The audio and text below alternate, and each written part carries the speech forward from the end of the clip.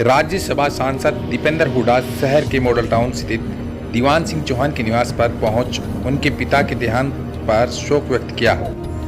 पत्रकारों से बातचीत करते हुए उन्होंने भाजपा सरकार पर निशाना साधा और कहा कि भाजपा की 7 साल की सरकार ने हरियाणा में बेरोजगारी दी है। हाल ही में हरियाणा पुलिस के पेपर कैंसिल को लेकर उन्होंने कहा कि भाजपा सरकार की ये 35वीं भर्ती है जिसका एग्जाम कैंसिल हुआ है।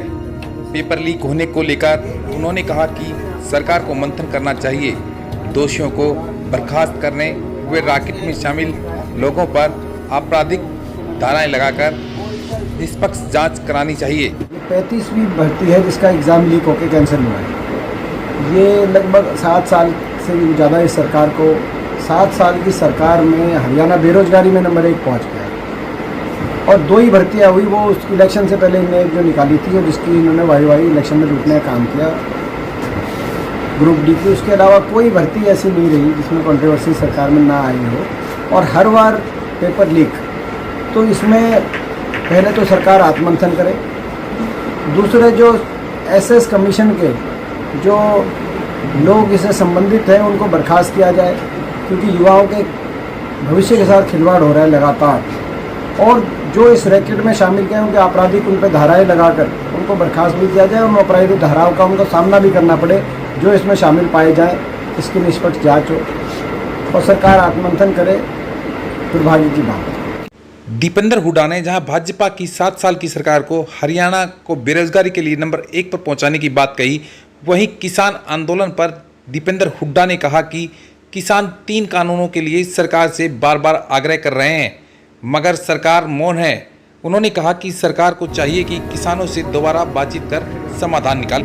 किसान आंदोलन को लेकर अभी ये सरकार किसान को बिल्कुल नज़रअंदाज करके जो चल रही है वो उससे बड़े दुख होता है हमें, क्योंकि ये 3 कानून जब से आए हैं तब से देश का किसान सरकार से बार बार आग्रह कर रहा है कि इस पर पुनर्विचार हो।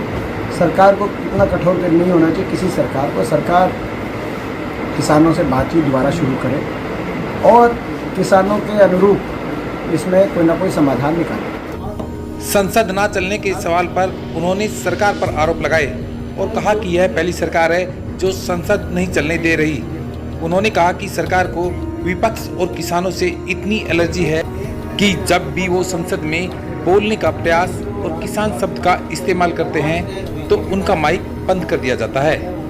दीपेंद्र हुड्डा ने कहा कि उन्होंने कभी चुभने वाली नहीं बल्कि मुद्दे की बात कही है। संसद नहीं चल पा रही है, इसके बारे में आप क्या कहेंगे? ये पहली ऐसी सरकार है जो स्वयं संसद को नहीं चलने दे रही। आपने देखा होगा पिछला पूरा हफ्ता, 1 हफ्ते से जब भी मैं किसान का नाम लेता था मेरा माइक संसद में स्विच ऑफ हो जाता है। तो क्या सरकार को किसान के नाम से क्या एलर्जी है या विपक्ष की के जो है नाम से एलर्जी है? क्या कारण है? सरकार आप ये मगर जनता के सामने है। 3 बार ये इस हफ्ते में हुआ। मैं संसद में खड़ा होकर बोलने का प्रयास करता हूँ तो जैसे ही किसान शब्द का उपयोग होता है वहीं मेरे माइक को काट दिया जाता है, स्विच ऑफ कर देते हैं माइक को। तो ये नहीं होना चाहिए। हो सकता है मैं कोई ऐसी बात कहूँ जो सरकार को जो है, मैं कभी कोई जो है ऐसी बात मैंने आज तक कभी नहीं कही कि भाई व्यक्तिगत किसी को हाथ हो या चुपाने वाली बात हो। मैं केवल मुद्दे की बात करता हूँ, ये मेरा रिकॉर्ड है।